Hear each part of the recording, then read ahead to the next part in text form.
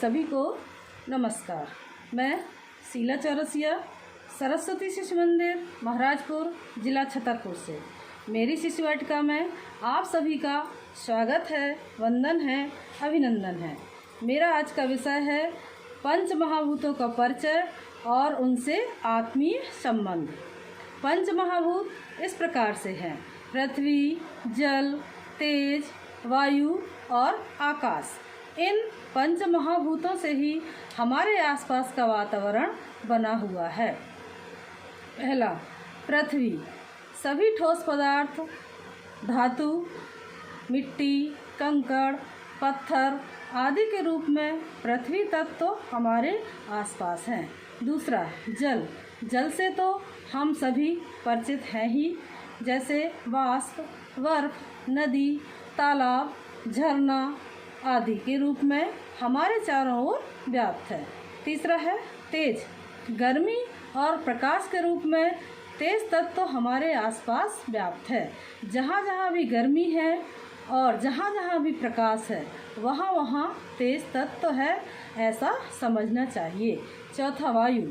वायु हवा के रूप में हमारे चारों ओर व्याप्त है। पांचवा है आकाश। जहाँ भी खाली स्थान है वहाँ आकाश है। हमारा शरीर भी अन्य पदार्थों के समान पंच महाभूतों से बना हुआ है। अतः पंच महाभूत हमारे अंदर और बाहर सर्वत्र हैं। हमारा संबंध वातावरण में व्याप्त इन पंच महाभूतों के साथ हमारी पंच ज्ञानेंद्रियों के माध्यम से जुड़ता है। हमारी 5 ज्ञानेंद्रियां इस प्रकार से हैं: दृश्येंद्रिय, श्रवणेंद्रिय, घ्राणेंद्रिय, स्वादेंद्रिय और स्पर्शेंद्रिय।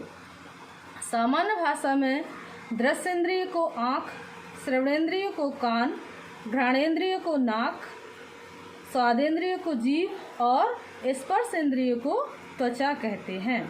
इन पंच ज्ञानेंद्रियां पंच महाभूतों के साथ इस प्रकार से संबंध है: पृथ्वी, घ्राणेंद्रिय, जल, स्वादेंद्रिय, तेज, दृश्येंद्रिय, वायु, स्पर्शेंद्रिय और आकाश, श्रवणेंद्रिय। हमें विचार करने पर समझ में आता है कि इन ज्ञानेंद्रियों को इन पंच महाभूतों के साथ संबंध के बिना बाह्य जगत का संपर्क एवं अनुभव हमें हो ही नहीं सकता।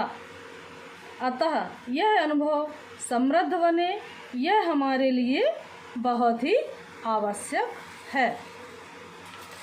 इस बात का भी महत्व है कि ज्ञानेंद्रियां एवं पंच महाभूतों का एक एक का संबंध है, परंतु ये सभी एक साथ मिलकर ही काम करती हैं। उसी प्रकार पंच महाभूत भी स्वतंत्र रूप से नहीं रहते, सब मिलकर ही रहते हैं।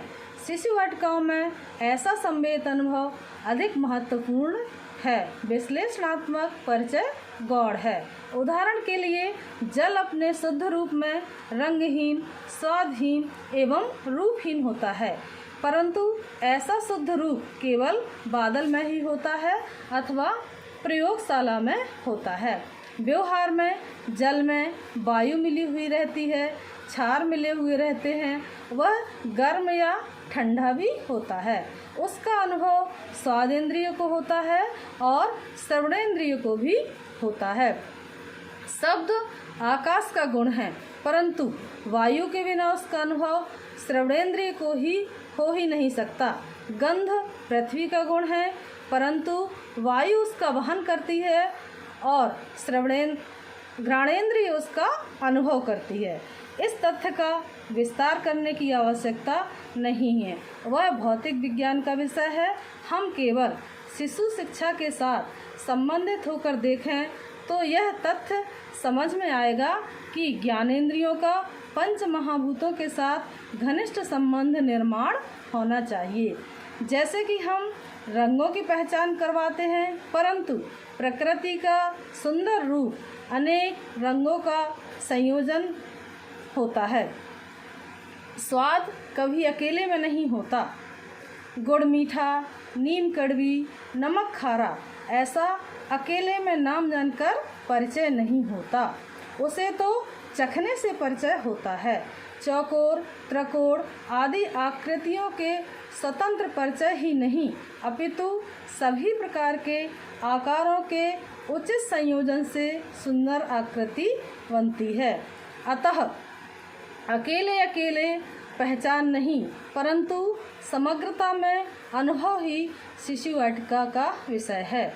विश्लेषणात्मक परिचय तो आगे की बात है। अनुभव भी एक बार नहीं, एक ही पद्धति नहीं, एक ही प्रकार का नहीं, अपितु बार बार विस्तार विविध प्रकार का विभिन्न पद्धतियों से होना चाहिए। इस आधार पर मिट्टी, पानी, सूर्य प्रकाश, हवा आदि के खेल, कहानी, गीत, प्रयोग, रचना आदि की योजना करनी चाहिए।